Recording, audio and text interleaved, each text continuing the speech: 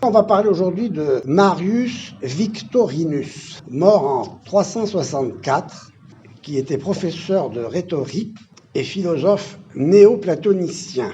Il a été converti tardivement au christianisme et a contribué à la question de l'être. Il distingue ce qu'il appelle le pré-étant, ce qui précède les temps, et les temps. Cette différence permet de penser ce qui revient en propre à l'étant qu'il identifie à l'existence. L'existence, en latin, c'est existentia, existere. L'existentia nomme l'étant comme ce qui provient d'eux.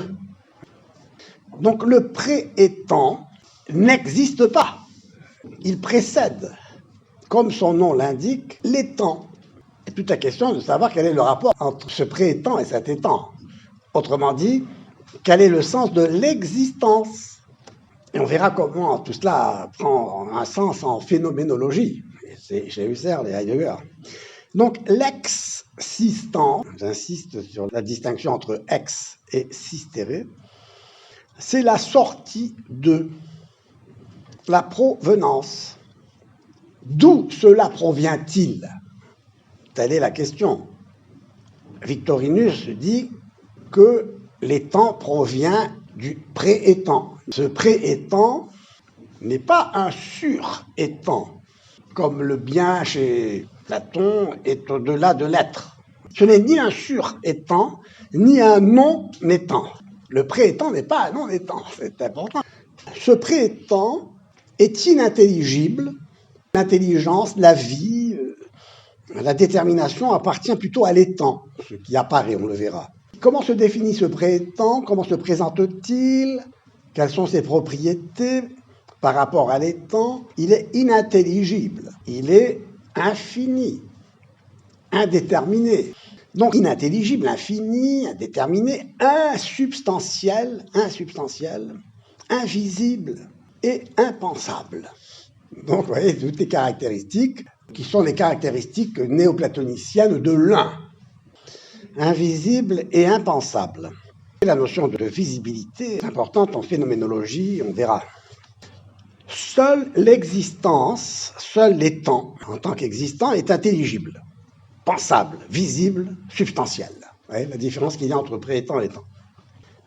L'étant accède à l'effectivité. L'effectivité, c'est vraiment la réalité de l'étant qui est là et qui parvient à se manifester. Donc l'étant accède à l'effectivité et parvient à se manifester en existant, c'est-à-dire en provenant d'un pré-étant. La question qui se pose donc, de quoi est-il la manifestation? Si exister, c'est se présenter là, n'est-ce pas? Sortir d'eux. Il sort d'où? Il sort d'un autre ou de lui-même. C'est aussi intéressant de savoir d'où il peut sortir. S'il peut sortir de lui-même, en effet, on comprendra tout de suite, anticipativement, le sens du Dasein de Heidegger. C'est-à-dire que le Dasein est existentia. En tant que phénomène, il se manifeste à partir de lui-même. Donc l'existence, c'est l'étant, c'est-à-dire ce qui sort du pré-étant. Alors l'étant, c'est existence, mais le pré-étant n'est pas existence. C'est l'existant en tant qu'il sort de ce qui le précède. Il sort de quelque chose, extériorisation. L'étant existe, il est la manifestation de ce qui ne se montre pas, de ce qui est caché, de ce qui reste retiré, de ce qui demeure en retrait. Avant l'étant, pré-étant, le pré-étant, parce qu'il faut se familiariser avec ce retrait, vous savez, se retirer, se cacher, ne pas se montrer. Oui, parce que vous allez voir comment Heidegger et la phénoménologie, c'est comment se montrer en se cachant. Se montrer en se cachant, ça veut dire qu'il y a un double mouvement dont il faut comprendre le sens. Est-ce que c'est la même chose qui se montre en se cachant? Ou ce sont deux choses différentes? Bon, la manifestation est dévoilement. Se manifester, se dévoiler, c'est en ce sens que Heidegger insiste sur le mot aletheia en grec, pour dire vérité, n'est-ce pas, qui est dévoilement, sortir de l'oubli, de l'été. La manifestation est dévoilement de ce qui est originairement non manifeste, c'est-à-dire caché. Exister, donc, c'est se rendre visible. Et vous comprenez maintenant pourquoi tout à l'heure on parlait du caractère invisible, inintelligible, du préétant. N'oublions pas que le préétant appartient au lexique de Victorinus, inventeur de cette expression.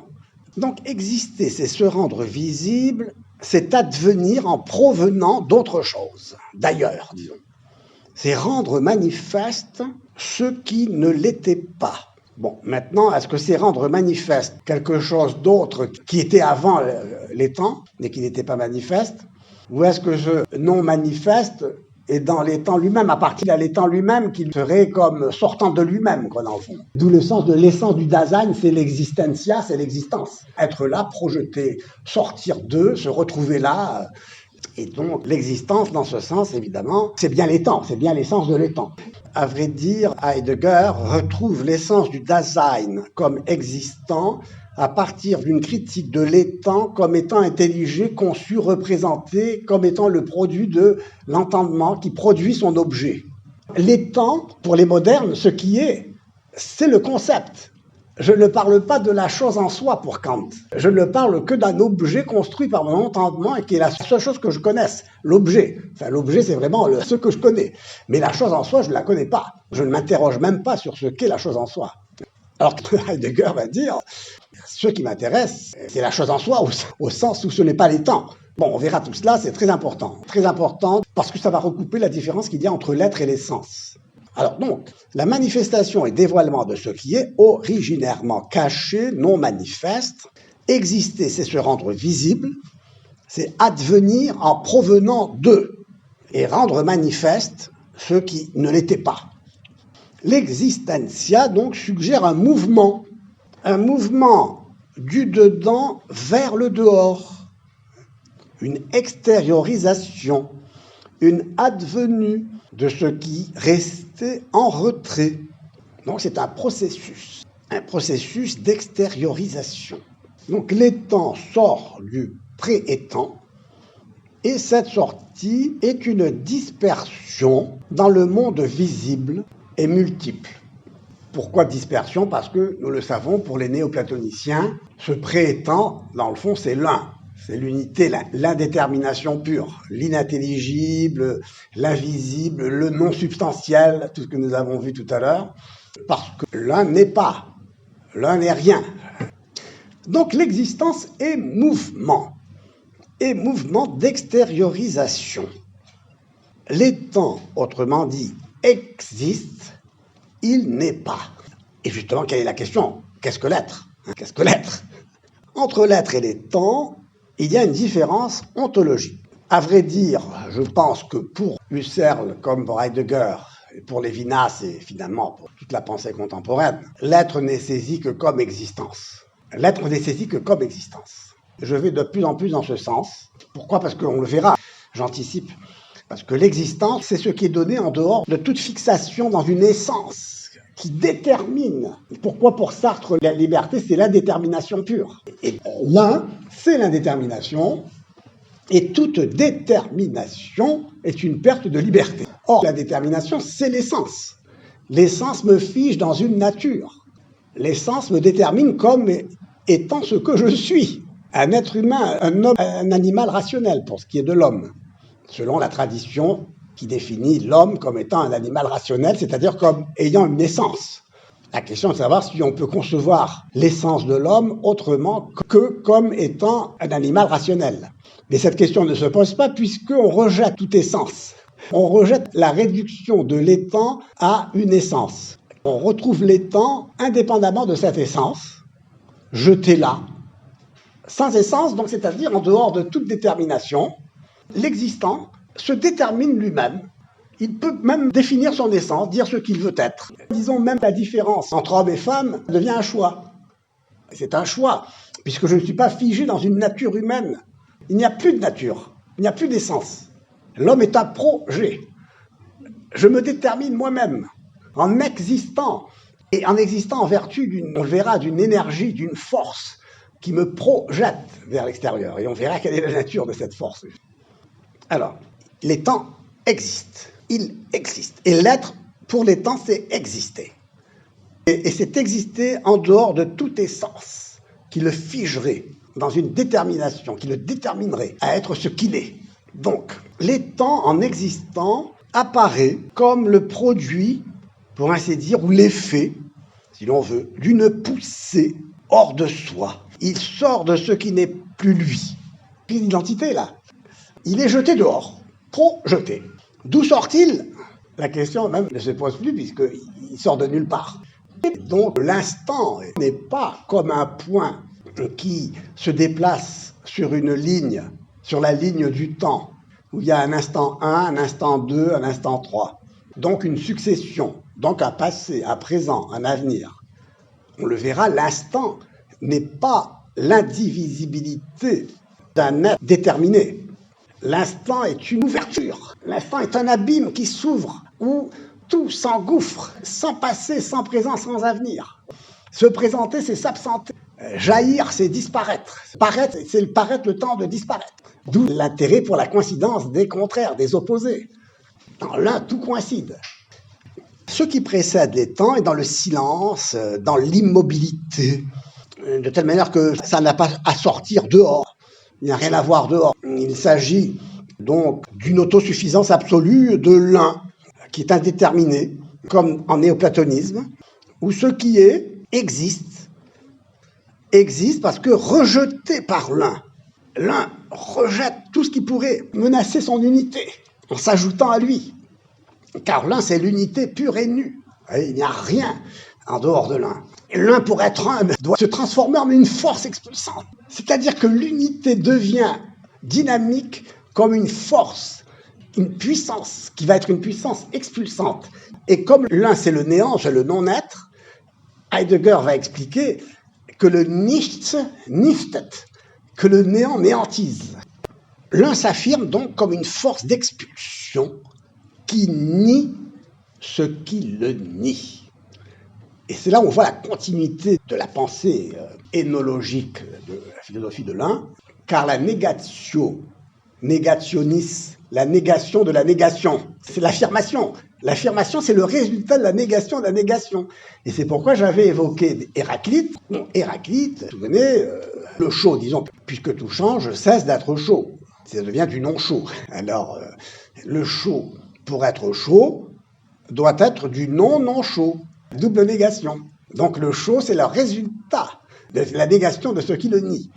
Eh bien, c'est la même dialectique pour l'un. Et pour l'esprit absolu de Hegel. Et pour l'un selon Eckhart et Kuhn. Vous voyez, l'identité est un résultat. L'un étant identique avec lui-même, et tout ce qui est identique avec soi, résulte d'un retour sur soi par une double négation, par la négation de ce qui me nie. Et ce qui distingue l'après-hegelianisme, c'est que pour Plotin comme pour Hegel, il y a un retour sur soi. L'un sort dans le non-un, l'esprit absolu, l'indétermination de l'esprit de l'un perd sa pureté, son identité en sortant de soi. L'un cesse d'être un, dès qu'on lui ajoute un grain de sable, il est plusieurs. Mais pour Hegel, à ce mouvement de sortie répond à un mouvement de retour. Donc au début, il y a une pure indétermination, comme chez les présocratiques, vous vous souvenez, Anaximandre, l'indétermination, tout est un, dans l'indifférence absolue, l'indifférenciation. Et puis tout à coup apparaît quelque chose. Tout à coup apparaît quelque chose dans un monde où tout change et qui est depuis toujours. Pour les Grecs, au Moyen-Âge, évidemment, ils auront la notion de création. La création, c'est clair, ça vient du néant, il n'y avait rien, il y a quelque chose. Et pour le néoplatonisme, pour Hegel, il y a en effet rien, c'est-à-dire l'indétermination. Mais ce rien, c'est le rien de l'un. L'unité pure qui perd sa pureté dans le monde multiple, dans le non-un. L'un se nie lui-même dès qu'apparaît quelque chose, dès qu'il y a quelque chose de nouveau, l'un perd son unité. Il devient plusieurs. On peut dire de l'un qu'il est quelque chose. Dire de l'un qu'il est. Dire de l'un qu'il est et qu'il est quelque chose, c'est dire qu'il n'est plus un, puisqu'il est l'un et le quelque chose qui s'ajoute à lui pour dire qu'il est quelque chose. L'un, donc, s'affirme comme le résultat d'une double négation en niant ce qui le nie. Et cette négation, cette double négation, traduit une énergie du désespoir, à la limite, la volonté de puissance nietzschéenne, de vouloir vivre. la vie comme une force aveugle pour les philosophies de l'un. Car pour une philosophie de l'être, on le verra, c'est différent. Donc, l'existence renvoie à ce d'où elle vient, d'où elle procède, et elle est la manifestation de son origine, mais de cette origine qui est quoi? D'où vient-elle? Et donc, le phénomène est ce qui se montre à partir de lui-même, pour la phénoménologie. Le phénomène, c'est ce qui se montre à partir de lui-même. Donc cette monstration, cette manifestation, ce surgissement, cette apparition, c'est extraordinaire. Pourquoi dois-je en venir à cette notion d'apparition? Parce que la réalité n'est pas donnée au sens. Parce que je refuse de passer par les sens. C'est Descartes, c'est la modernité. Les sens me trompent. Le bâton dans l'eau, pourquoi c'est un mauvais exemple? Je le vois brisé alors qu'il n'est pas brisé. Donc je vais invalider les sens comme pouvant me faire connaître la réalité, c'est-à-dire le bâton en tant qu'un bâton qui n'est pas brisé. Mais ce que je vois, c'est bien ce que je vois. En effet, je vois un bâton brisé dans l'eau. Donc j'invalide les sens au nom de ce que je vois, vraiment, parce que j'ai un concept du bâton comme étant droit et qui prévaut sur ce que mes sens me montrent. La phénoménologie est la conscience, en tant que conscience de quelque chose qui se présente à la conscience, mais comme surgissant, non pas à partir des sens, mais comme étant un vécu de conscience. Alors, à partir de là, je suis dans le transcendantal, je suis dans l'immanence, je suis dans le vécu subjectif, je n'en sors pas. C'est un échec pour moi, la phénoménologie de ce point de vue-là. Vous comprenez? Parce que je suis obligé de confondre la chose qui se présente à moi comme surgissant de nulle part, comme éprouvant ce surgissement sous la forme de l'angoisse, sous la forme de l'ennui, sous la forme des expériences existentielles. L'angoisse en particulier, l'ennui. Je suis là, je sèche sur place en me rendant compte que j'éprouve quelque chose.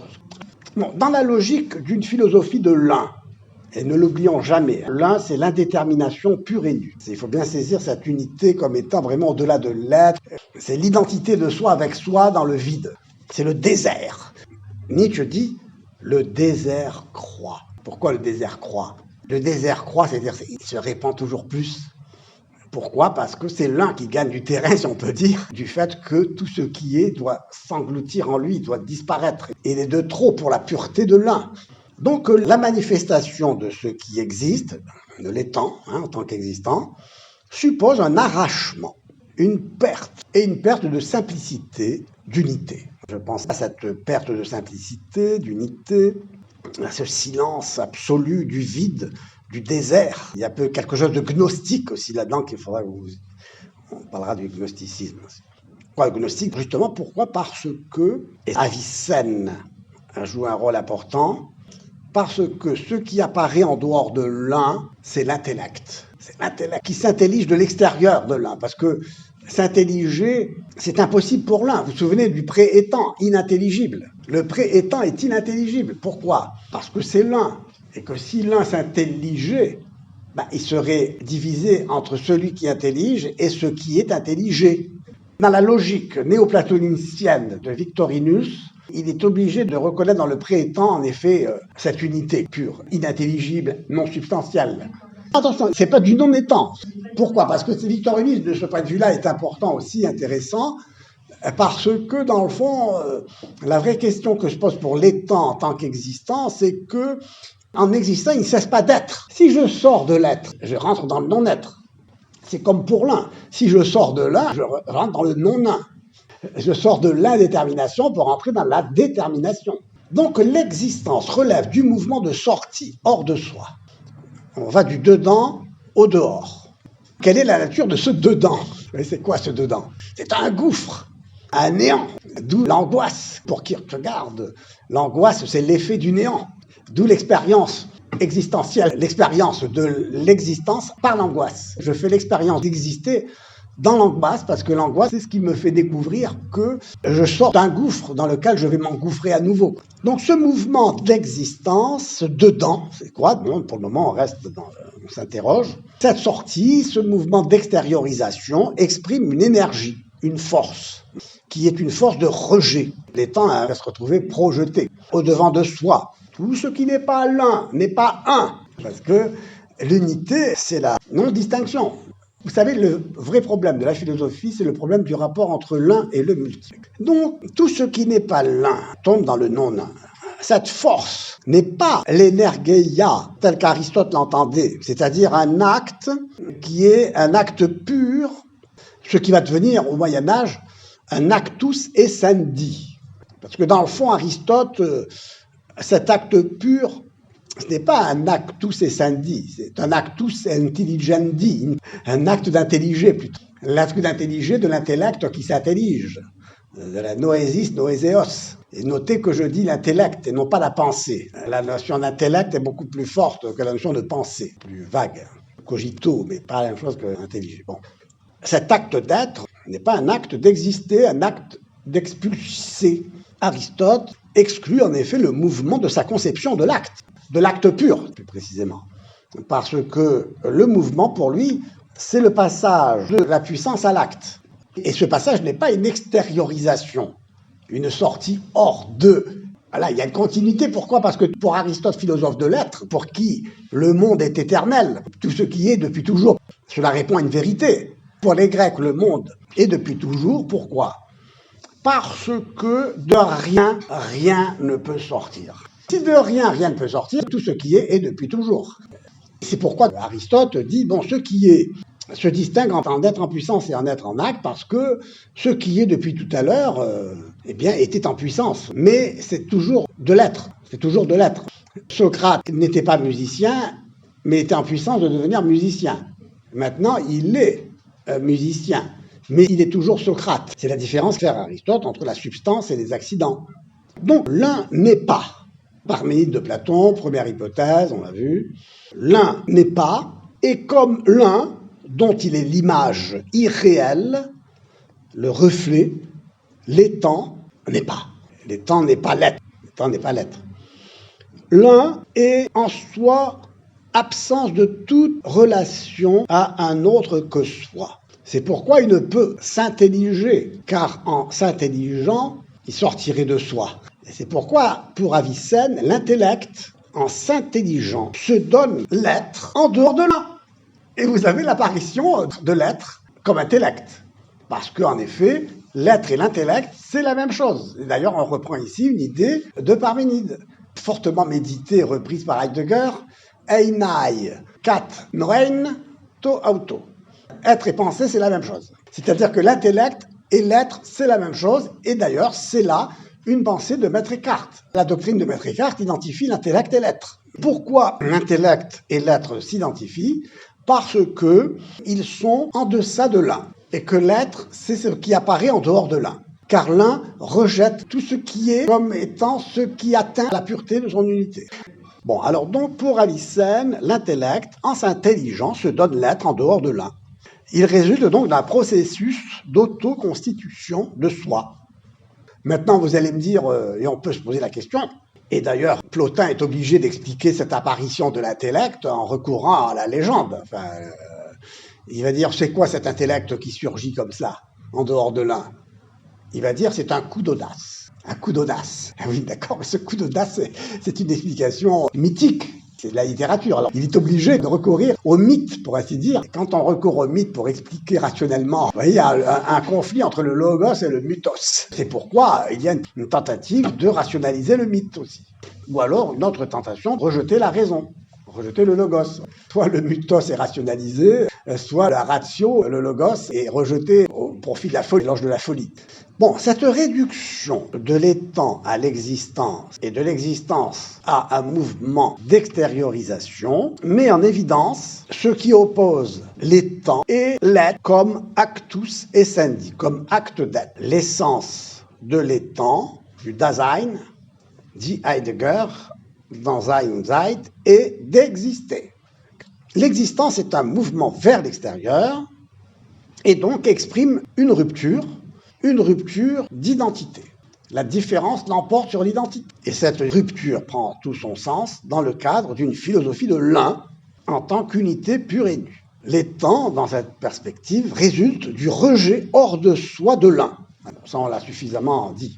Il est projeté vers l'extérieur, c'est-à-dire dans le non-un, dans le multiple, dans la différenciation, dans le chaos inintelligible, dans l'absurde. une aspiration désespérée, évidemment, vers l'unité, vers une unité qui, justement, est d'autant plus désespérante de rejoindre qu'elle n'est pas, avec des conséquences civilisationnelles, pas superficielles. Les effets sont universels. La négation de l'être, la négation de la raison, le triomphe de l'absurdité, du chaos inintelligible, le triomphe d'un différé, qui est une perte d'identité absolue, qui fait que on n'est plus ce que l'on est, et on est ce qu'on n'est plus. Et tout ça est dans l'air. Vous voyez, par exemple, dans les films, comme dans La Guerre des Étoiles, le Star Wars, vous voyez qu'il y a une multitude de créatures différentes. Le robot, des monstres très différenciés, parmi lesquels l'homme est perdu. L'homme est perdu au milieu de tous ces êtres qui communiquent tous entre eux, mais sous forme différente. Ils sont tous différents. Il y a un différé qui fait qu'il n'y a pas une nature universelle d'un être humain, disons par exemple. Le seul lien qu'on pourrait faire avec cette différenciation, c'est avec la différence entre les anges. Oui, chez les philosophes musulmans et chrétiens et juifs même. Parce que les anges ne se distinguent pas, ne sont pas individualisés par la matière. Vous savez que chaque substance est composée de matière et de forme. C'est la matière qui individualise la substance. Chez Platon, il n'y a qu'une forme universelle, mais il n'y a pas de matière qui vienne individualiser cette forme. Et les anges étant incorporels n'ont pas de matière. Et donc chaque ange est comme une forme sans matière, vous voyez. Mais comme les formes sont toutes différentes les unes des autres, ce sont des espèces. Les anges sont des espèces. La hiérarchisation des êtres, dans le cadre d'une philosophie de l'un et dans le cadre du néoplatonisme, et cette hiérarchisation dans le cadre d'une philosophie de l'un, c'est une dégradation. Pour Platon, vous vous souvenez, l'idée de lit parfait.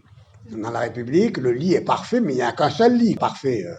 Puis alors après, il y a les artisans qui veulent fabriquer un lit, et donc les lits commencent à se multiplier. Mais attention, quand il y a 2 lits, n'en parlons pas quand il y en a 3 et 4 et 1000, et il y a toujours un lit qui est plus parfait que l'autre, ou moins bien que l'autre. Donc dès qu'il y a multiplication de l'idée parfaite de lit, il y a une dégradation de la perfection de l'idée parfaite de lit. Ouais.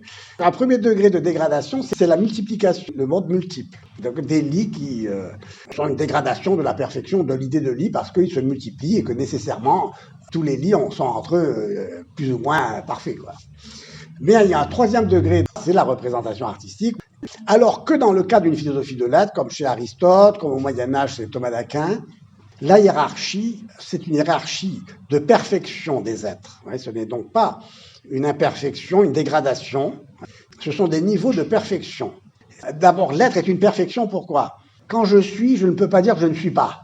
On est ou on n'est pas. Être ou ne pas être, telle est la question. Et en effet, on est. Tant qu'on est, on ne peut pas devenir autre chose parce que si l'être changeait, ça serait d'être, et ce serait autre chose que de l'être. Donc si l'être change, il ne change pas dans son essence, il change dans ses accidents. Et donc l'être est une perfection, on n'a rien à lui ajouter, on n'a rien à lui enlever. Il ne peut pas être plus être ou moins être parce que ce serait cesser d'être. Ce serait être autre chose que ce qu'il est. Ce qui veut dire que le grain de sable dans son être est parfait. Un grain de sable, c'est un être parfait de grain de sable. Une fourmi, c'est un être parfait de fourmi. C'est une fourmi, ce n'est pas une fleur. Et une rose, ce n'est pas une cigale, etc. Et donc le minéral, à son niveau, a sa perfection d'être minéral. Puis après, il y a un autre niveau de perfection supérieur, plus riche, c'est l'être vivant, le végétal. Et puis au niveau des êtres vivants, il y a un niveau de perfection plus grand par rapport au végétal qui est fixe, l'animal qui est animé, qui peut se déplacer. Et puis après, il y a encore un autre niveau supérieur qui est l'animal rationnel, l'homme. Et puis après, il y a encore un autre niveau qui est l'esprit pur, qui n'est pas dans un corps, dans la matière, les anges, disons. Mais ouais, tous les niveaux d'être ici ne sont pas des niveaux de dégradation.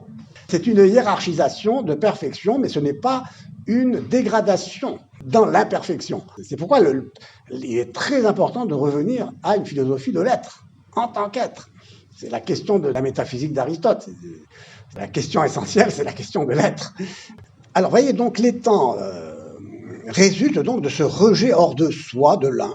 Il est projeté vers l'extérieur, c'est-à-dire dans le non-un, dans le multiple, et qui est une dégradation. Parce que le multiple, ici, est considéré comme du non-un.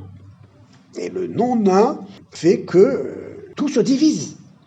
Tout se divise sans cesse. Car l'unité, l'un, c'est l'indivisibilité. L'un, c'est l'indivisibilité. C'est pourquoi on dit de l'être qu'il est un. L'un n'est pas pour les néoplatoniciens. Parce que l'un, c'est la suprême perfection, si on veut dire, pour eux. L'existence est une imperfection. L'un est la perfection, vous voyez, pour eux. La perfection, c'est-à-dire l'infini, ce à quoi on ne peut plus rien ajouter. C'est ce à quoi on ne peut rien ajouter. Vous voyez, l'un, c'est un acte, un infini actuel. L'un, c'est l'indivisibilité. Donc l'un n'est pas parce que justement l'être le diviserait en lui ajoutant quelque chose. On dit l'un n'est pas. Mais dans une philosophie de l'être, on dit que l'être est un. Et en disant que l'être est un, on caractérise la non-divisibilité de l'être. L'être ne peut pas se diviser. Parce que si l'être se divisait, il se diviserait en être et en non-être, encore une fois. L'un n'est pas, c'est l'être qui est un, et en même temps, cela permet d'expliquer la multiplicité des êtres. Donc il y a plusieurs êtres, des étangs. Mais alors on pourra dire ici qu'il n'y a pas de différence ontologique entre l'être et l'étang. Parce que l'étang est, l'étang c'est vraiment un être. C'est-à-dire que l'être est un parce qu'il est indivisible. Tandis que l'un n'est pas parce qu'il est aussi indivisible. Mais c'est une indivisibilité abstraite, logique. Alors que l'indivisibilité de l'être est ontologique, elle est réelle. L'être est, et le non-être n'est pas. Donc, voyez-vous, l'étang se trouve là dehors, en dehors de l'un, projeté, extériorisé, et lui-même voué sans cesse à sortir de lui-même, parce que lui-même ne peut pas être un. Il existe en ce sens que exister, c'est se différencier, c'est différer. Derrida parle de la différence avec un A, parce que c'est un acte. Il n'y a plus d'identité possible. Une division, un différé, parce que il n'y a plus d'unité, il n'y a plus d'être un, il n'y a que de la division, de la divisibilité, de la différence, de la séparation. Les Grecs l'avaient vu, ça. Une séparation, une scissiparité continue, une division. Imaginez cette division à l'infini. Pascal évoque aussi cet infiniment petit, n'est-ce pas, on divise sans cesse. Il n'y a plus de réalité, la réalité elle-même se divise, tout nous échappe, vous voyez, on existe, on sort de soi sans cesse. C'est cette angoisse. Et c'est pourquoi la sagesse d'Aristote est de dire ananke stenai. En grec, il est nécessaire de s'arrêter dans la division. Oui, ça c'est la sagesse et le bon sens. Parce qu'en effet, on n'expérimente que depuis tout à l'heure, quand bien même le temps s'est écoulé, nous sommes toujours. Toti en einai. Ce qui était tout à l'heure est toujours. J'allais dire du coup, lorsqu'Aristote dit il est nécessaire de s'arrêter dans la division, est-ce que c'est pour ça qu'il a émis le premier moteur immobile C'est-à-dire que quand il dit qu'il faut s'arrêter dans la division, il justifie l'existence individuelle, indivise. L'individu, c'est l'indivision. Individu. Eh bien, il justifie la substance individuelle. Parce que la substance est individuelle, une indivise, au sens où elle est composée de manière indissociable de matière et de forme. C'est-à-dire qu'on ne peut pas concevoir une substance qui serait pure matière sans forme ou une forme sans matière, comme Platon. Une forme sans matière. Comme Platon, d'accord. Voilà, mais attention, cette forme est universelle. La forme, l'idée, l'aidos, existe et, quoi. Mais ce qui est, c'est pour lui, c'est l'universel. Tandis qu'Aristote va dire non, ce qui est, c'est l'individu. C'est la substance individuelle. Et c'est pourquoi sa doctrine illémorphique est très importante.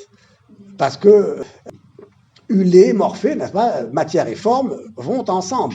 Une substance est constituée de matière et de forme. La matière, c'est la réceptivité de la forme. Vous voyez, la forme doit être reçue quelque part. Une substance est individuelle, indivise, mais composée d'éléments indissociables entre eux. Seul Dieu est simple. Son essence est d'être. Alors que, et c'est là où apparaît le problème du rapport entre l'être et l'essence, c'est que la substance, Aristote, lui, s'est arrêté à l'idée que la substance est quelque chose d'individuel, composé de matière et de forme, et grâce à cette union de la matière et la forme, la constitution d'une substance substare, n'est-ce pas, ça veut dire se tient dessous ce qui change, d'accord, les accidents. Mais tard, au Moyen-Âge, à partir de ce qu'on a vu avec Boès, etc., jusqu'à saint Thomas, et puis on verra avec Duns Scotus, on va faire la distinction entre ce qu'est la substance, ce qu'elle est, la substance de l'homme. La substance de Socrate et de Platon et d'Aristote, c'est d'être des hommes. C'est ce qu'on appelle la substance seconde. Substantiellement, on peut dire que c'est un homme, ce n'est pas un ange, ni bête, ni ange, ni bête. Donc, c'est ça, là, ce qui est substantiel, c'est ce qui est inchangeable. Mais il y a aussi la substance première. Je dis que Socrate, Platon, Aristote sont des hommes, substantiellement. Ils sont substantiellement des hommes. C'est-à-dire ce ne sont pas des animaux ni des anges. Ce sont des hommes, et ici le mot homme a un sens substantiel. Mais maintenant, je dis, cet homme est Socrate, cet homme est Platon. L'homme ici n'a plus de valeur générale. L'homme, c'est vraiment Socrate. Donc, on ne peut pas dire comme Platon que l'homme en général existe dans le ciel intelligible. Non, ce qui est vraiment une substance concrète et individuelle, c'est Socrate. C'est pourquoi condamner Socrate à mort, c'est vraiment tuer quelqu'un. C'est pas effacer une ombre. La mort, c'est la séparation. Bon, donc comme vous le voyez, l'essence et l'être ici composent les temps. Alors qu'un être pur, son essence est d'être, Dieu. Les créatures, les étangs, ont une essence et un être. Donc on va distinguer dans les temps ce qu'il est, son essence, on peut dire ce qu'il est, sa définition, c'est ce qui permet de le définir. Puis on va constater que cette essence est l'essence d'un être qui existe. Là, les temps existent. C'est un quod en latin, c'est quelque chose. Iesti en grec. Bon, c'est quelque chose. Et donc le quod, ce qui est là, un homme qui est là, Platon, Socrate, donc un être concret là, dont on peut dire ce qu'il est, un être humain. Donc j'ai son essence, j'ai son existence. C'est un étang qui existe. Cet étang qui existe a une essence, puisque je peux dire de cet étang qui existe là devant moi, c'est Platon, Aristote, etc. D'accord? Donc c'est un homme. Mais cette existence ne se ramène pas à son essence. Il y a une différence. L'existence de l'être concret, Socrate existe. Et Socrate est un homme. Je peux dire que cet étang qui existe, qui s'appelle Socrate, est un homme. L'essence, c'est ce qui me permet de définir un étang. Cet étang est un animal rationnel, c'est pas une fleur. Bon. Mais cet étang qui existe ne se réduit pas, ne se justifie pas, ne se ramène pas à son essence. Car, et c'est là la grande distinction que fait Boès, entre le quod, ce qui est, et le quo, par quoi cela est. C'est-à-dire l'essence et l'être. L'étant, le quod, c'est ce qui est. En latin, ce qui est. Quod, cela. Ouais, quod, ceci. D'accord? Echo, c'est ce par quoi. Ouais. Quod, ceci, ce qui est. Echo, ce par quoi cela est. Eh bien, ce qui est, c'est l'essence. Et ce par quoi l'existence existe, si on peut dire, c'est l'être. Donc tout le problème de la réflexion sur l'étant comme existence montre qu'il faut jouer sur ces trois expressions. L'étant, l'existence, l'essence, l'être. Il faut mettre ensemble toutes ces expressions. Un étant, ça existe. L'étant existe. Cette existence, c'est l'existence d'un étant qui est quelque chose, qui a une essence. Je peux dire ce qu'il est, un homme, une fleur. Un étant existe, de cette existence, je peux dire ce qu'il est.